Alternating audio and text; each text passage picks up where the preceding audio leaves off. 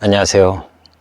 오늘이 4월 12일인데요. 이제 정말 캠핑하기 좋은 날씨가 됐습니다. 꽃도 좀 더 많이 피고 나뭇잎도 더 많이 나면 더 좋을 것 같긴 한데 아직은 조금 앙상하네요. 제가 오늘은 완전 평일이 아니라 금요일날 왔거든요. 캠핑장이 어수선해요. 사람들도 많이 오고 해서. 그래서 좀 주변에 소음이 좀 많이 들어가더라도 양해해 주시고, 지금 4월이 돼서 캠핑하기는 너무 좋은 날씨가 됐는데 또 이 스타트업 하시는 분들에게는 4월이 희비가 교차되는 시기이기도 하잖아요. 4월이 되면은 보통 연초에 정부지원금이나 정책자금 이런 것들이 많이 공모를 하고, 그리고 3월 말에서 4월 사이에 많이 발표를 하죠. 그래서 지금 제 영상 보시는 분들 중에도 다행히도 선정이 돼서 협약을 맺은 창업팀들도 있을 거고, 훨씬 더 많은 숫자의 사람들이 아마 선정이 되지 않아서 굉장히 좌절해 있을 것 같기도 해요. 선정이 되지 않은 더 많은 사람들을 위해서 제가 조금 위로가 되는 이야기를 해볼까 해서 영상을 찍기 시작합니다. 위로가 될지 모르겠지만,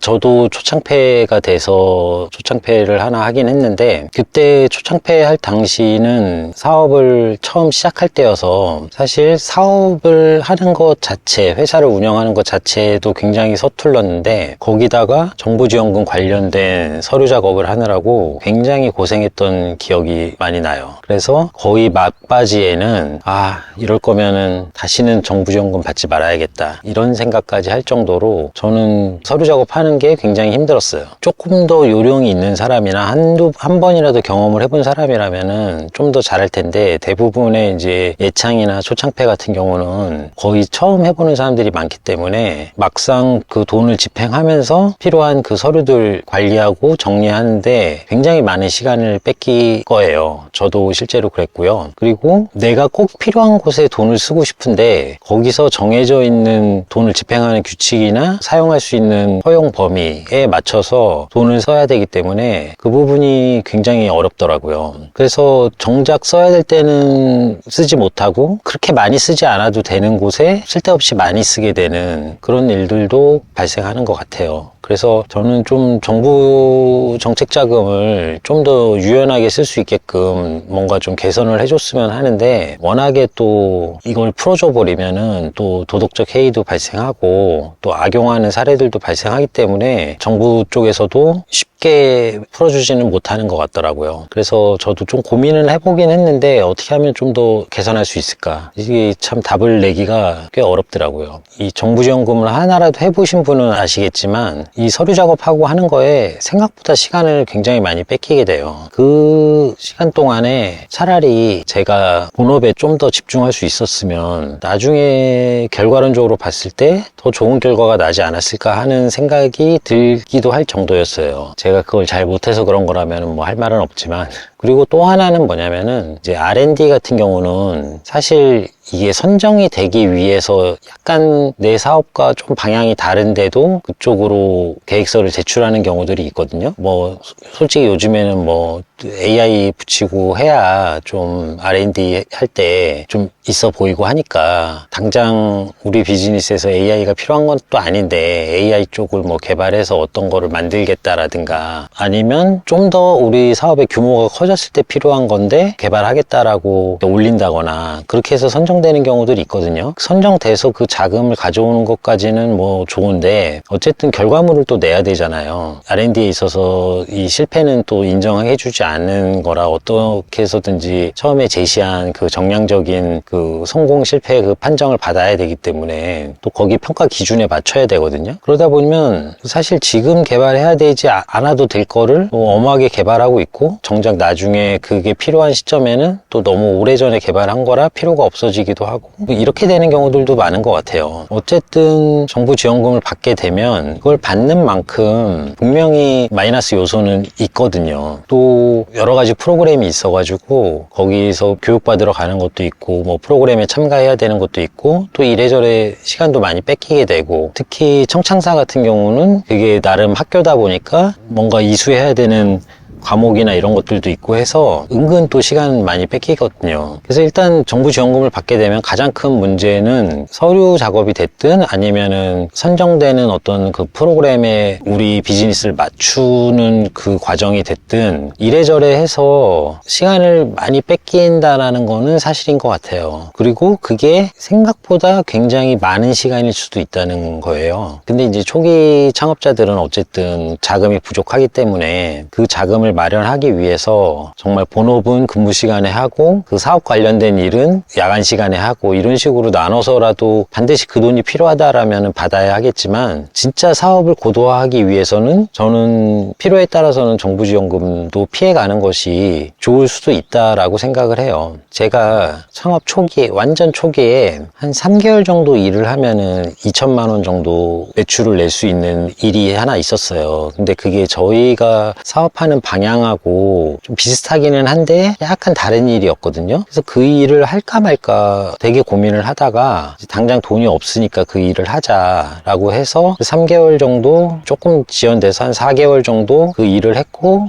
어쨌든 2천만 원을 확보를 하긴 했어요. 근데 1년쯤 지나고 나서 생각을 해보면은 그때 그 일을 하지 않았으면은 정말 더 좋았겠다라는 생각을 많이 했거든요. 약간 잘못된 판단이었죠. 그 돈이 없었어도 어떻게든 회사는 운영했을 거고 좀 더 허리띠 졸라매고 운영을 했으면 됐을 거고 초기에 그 3개월, 4개월은 정말 중후반기에 3개월, 4개월하고는 완전히 다른 시간대거든요. 다른 시간의 길이거든요. 서비스를 런칭하고의 3개월과 서비스 런칭하기 전에 3개월은 정말 그 무게감이 달라요. 근데 그때가 저희가 서비스 런칭하려고 하는 그때쯤이었기 때문에 그때 만약에 3개월, 4개월을 우리 서비스에 좀 더 힘을 실었다라면은 우리가 시장에 딱 진출했을 때 정말 더 큰 센세이션을 일으킬 수 있었는데 그 부분에 시간을 쓴 만큼 미진하게 나갈 부분이 나중에는 굉장히 아쉬웠어요. 왜냐하면은 서비스 초기에 잡을 수 있는 것들은 굉장히 많아요. 그러니까 아직 서비스가 되고 있지 않기 때문에 제품이 고객에게 나가지 않았기 때문에 그 제품을 수정하고 변경하고 하는 부분을 정말 자유롭게 할 수가 있는데 일단 서비스가 시작된 다음에는 그걸 이미 사용하고 있는 고객들도 고려해야 되고 또 새로 사용할 고객들도 고려해야 되고 뭐 이러다 보니까 무엇을 하나 추가하는데도 시간이 더 많이 필요하고 조심스러울 수밖에 없어요. 그리고 어떤 새로운 시도나 이런 걸 하는 거에도 조금 보수적이 되고 그래서 뭐 정부 지원금을 통해서 하나의 자금적인 데스밸리를 극복한다라는 거는 좋지만 거기에는 반드시 대가가 있다라는 거예요. 그래서 만약에 지금 정부 지원금이 안 됐는데 정부 지원금을 받지 않아도 아쉽긴 하지만 그래도 자금적으로 문제가 없다라는 상태의 분들은 오히려 잘 됐다라고 생각하고 그 시간에 자기들의 서비스와 제품에 더 집중을 하는 시간으로 삼았으면 해요. 그리고 그렇게 하라라는 기회를 준 거다라고 긍정적으로 생각을 하고 더 집중을 했으면 합니다. 사실 뭐 초창패 같은 거 하면은 한 뭐 7천만 원 정도 뭐 지원이 되잖아요. 근데 그 7천만 원이라는 돈이 처음 창업할 때는 굉장히 큰 돈처럼 보이지만 조금만 내 서비스가 잘 돼도 그 7천만 원이라는 돈은 아무것도 아닌 돈이 될 수도 있거든요. 만약에 그 7천만 원을 얻기 위해서 뭐 서류 작업이라든지 거기에 맞는 개발을 한다든지 뭐 이런 걸 함으로 인해서 한 2달 정도를 투자를 해야 된다라고 한다면은 오히려 서비스 런칭을 2달 정도 앞당기는 걸로 치환을 시키면 그 2달을 앞당긴 게 결국에는 7천만 원보다 훨씬 더 큰 매출과 이익을 가져다 줄 수도 있는 거예요. 예를 들어서 비슷한 비즈니스를 하는 경쟁자보다 우리가 2달 더 빨리 런칭을 했다라든가 아니면 2달 더 고객을 빨리 만나서 우리 제품의 문제점들을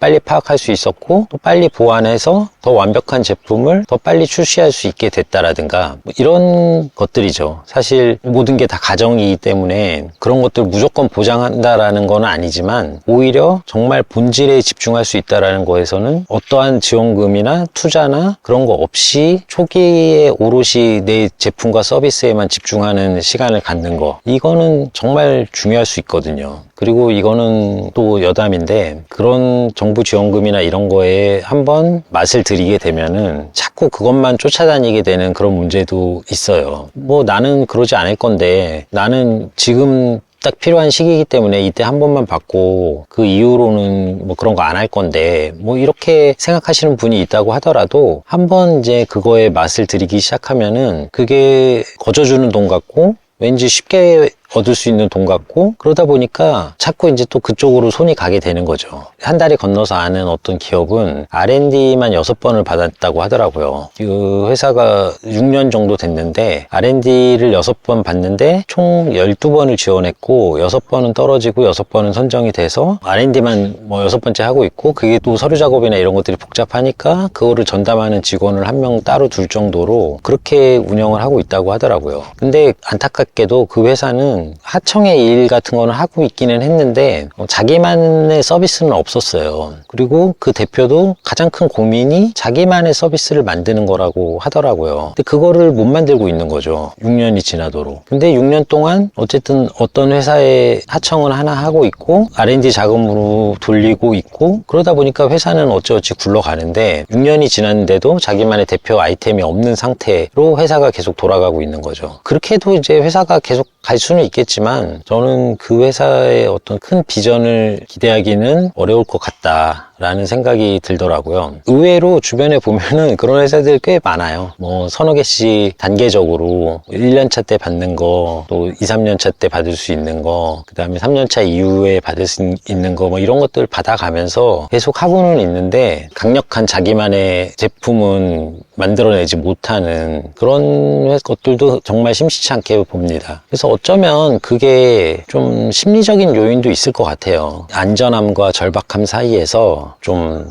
갈피를 잡지 못하고 어정쩡하게 있는 거죠. 사실 초반에는 저는 안전함보다는 절박함이 더 강해야 된다고 생각합니다. 그래서 어쨌든 정부지원금 못 받으신 분들은 이번이 좋은 기회다 생각하고 본인들의 제품 개발에, 서비스 개발에 좀 더 집중하는 시간을 가져보면 좋을 것 같고요. 또 너무 좌절하지 않았으면 좋겠습니다. 감사합니다.